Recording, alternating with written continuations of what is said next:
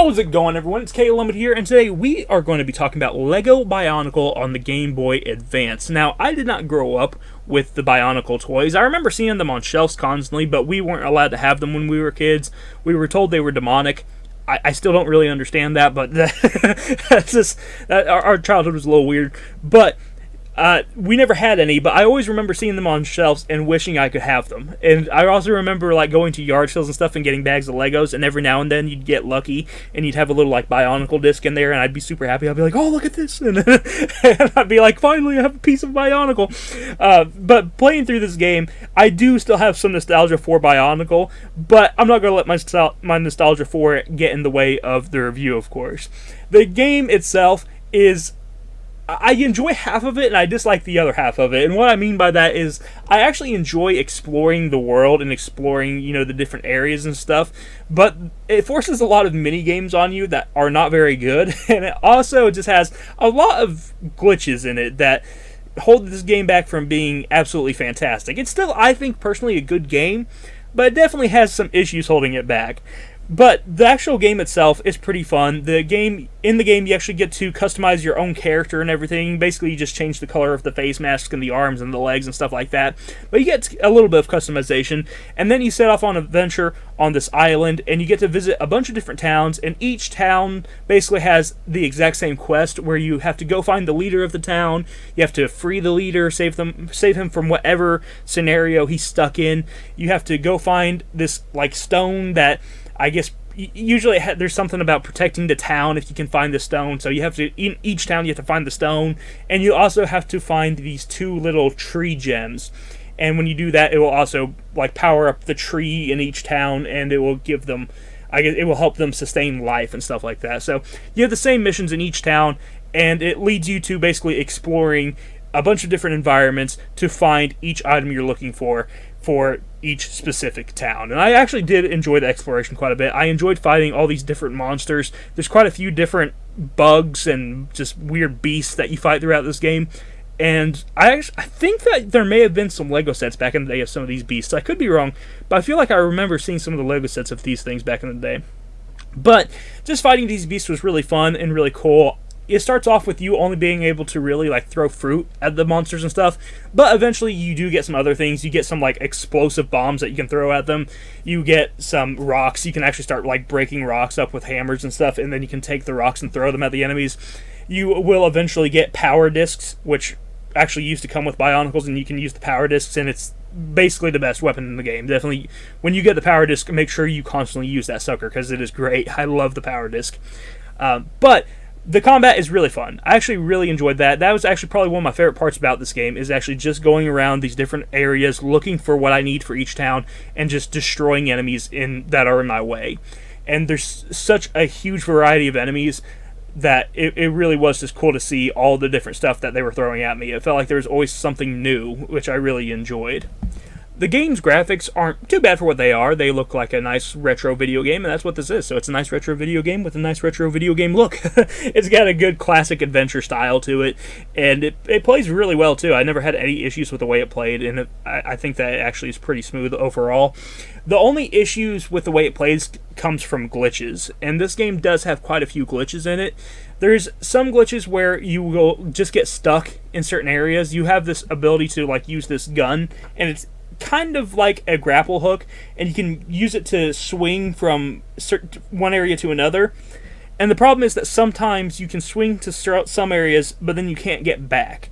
And that's kind of a problem. And when that happens, you basically just have to kill your character and let your character respawn back at the beginning of the area. Now, that's not too big of a deal, because it's not like there's really any punishment for dying in this game. But it is a little bit aggravating that your character kind of just gets stuck, and it actually does take some time to get your character to just die. Because, like, walking off a cliff doesn't immediately kill your character. It just takes one life point away. So you have to keep constantly walking off the cliff over and over and over and over again until it eventually respawns you back at the beginning of the area. So that could have been better. There's also times where I would jump, and if you jump where there's an obstacle, sometimes your character will just start rolling backwards, and he'll get stuck just rolling over and over and over again. And it will eventually work itself out, hopefully, If it doesn't, then it will just push you off a cliff.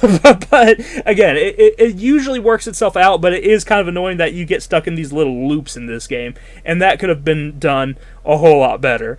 But in terms of issues, those are really the only two big issues I ran into. The actual gameplay, when it comes to like fighting enemies and stuff like that, works fine, so I never had any issues with that stuff. The only other issues I would say that this game has is the mini games that they have you play in this game. They're not great, and to go to the next village usually requires you to play a mini game.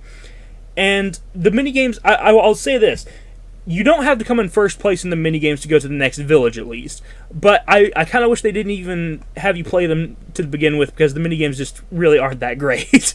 So I'm not a big fan of the mini games in this. You can even go play the mini games from the menu, but I'm not sure why you would ever want to do that, because they're just not that good. The snowball fight one, I guess, wasn't too bad, but the majority of them just kind of suck. And then the other thing I would say for the negatives of this game is the platforming is not perfect in this game. It takes a while to get used to the jumps, because a lot of the jumps feel like BS. I'm just going to be honest. A lot of the jumps are not great in this game. And there's also a point where you get into this lava level and you get this like, it's like a lava board or something like that. And I don't even know how you traverse the area with this lava board. So sometimes just traversing areas just comes across as something that is more difficult than it actually should be, if I'm being honest. Honestly, I probably shouldn't like this game as much as I do, but for some reason I just do. I think that this game is a lot of fun. Because the actual combat and the actual exploring the areas whenever you're not getting stuck in certain areas is a lot of fun. It's just these small things that pop up and kind of like, they hamper your adventure a little bit, and those are the things that are a little bit annoying. But overall, the game is still so much fun that I kind of overlook these issues. But getting this lava board and not being able to actually use it is kind of a pain in the butt. I don't know how you're supposed to use it. I don't know the proper way of using it. I would just keep jumping into the lava, and then it would respawn me and would push my character forward a little bit. So I just kept doing that until I got to where I needed to go.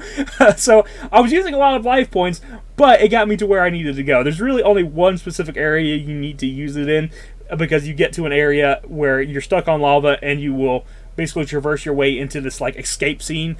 The escape scene is pretty cool, because you actually do get to play the character too. You get to control the escape scene. You're on your little lava board or whatever, and you're traversing this gigantic lava river, and you are trying to escape this tunnel, and you are basically dodging obstacles in this like third-person view, and it's really fun. I actually really enjoyed that. So that's actually another cool moment of this game.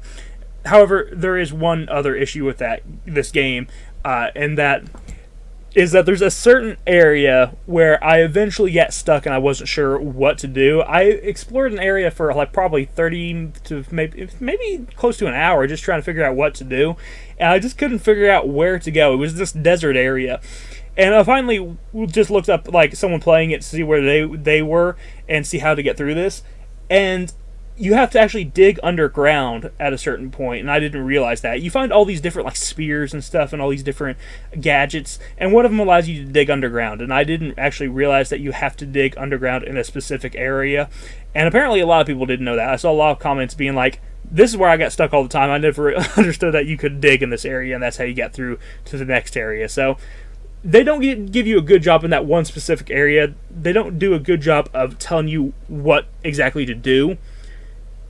I wish they would have been a little bit more clear about what to do in that one specific area, but that's really the only other complaint I have. For the most part, though, I just overall really enjoyed this game. I think it's a lot of fun. Just the world is really cool, the settings, the graphics, all the different environments you do get to go to, the different gadgets they give you, the different staffs they give you to traverse the different areas are always really fun. You eventually get like a staff that you can put ice on lava with the staff, and then you can actually step onto the lava. It will like solidify where the lava was, and you can just walk across it. I think that's pretty cool. And there's another staff that is literally, it's basically just a chainsaw. It lets you cut down trees and stuff like that. So I like some of the abilities, and I think the gadgets and everything that you get in this game are pretty cool. And I like that you can select basically any gadget that you want at any time just by going to the select menu. So that's really cool also. Overall, though, this is a really fun game. The nice thing about it, too, is that it is extremely cheap. I picked this game up for $5, and for $5, I'm very happy with this game. There is just a lot of fun to be had here. It's not a perfect game, but for how cheap it is, it's definitely worth picking up and trying out. I think it's a lot of fun, and it's something that if you are a LEGO fan and you like LEGO video games, you should probably check out. So thank you guys for watching this video. If you enjoyed, hit the like button, subscribe button down below, and I will talk to you in the next one. You have a wonderful day. Bye-bye.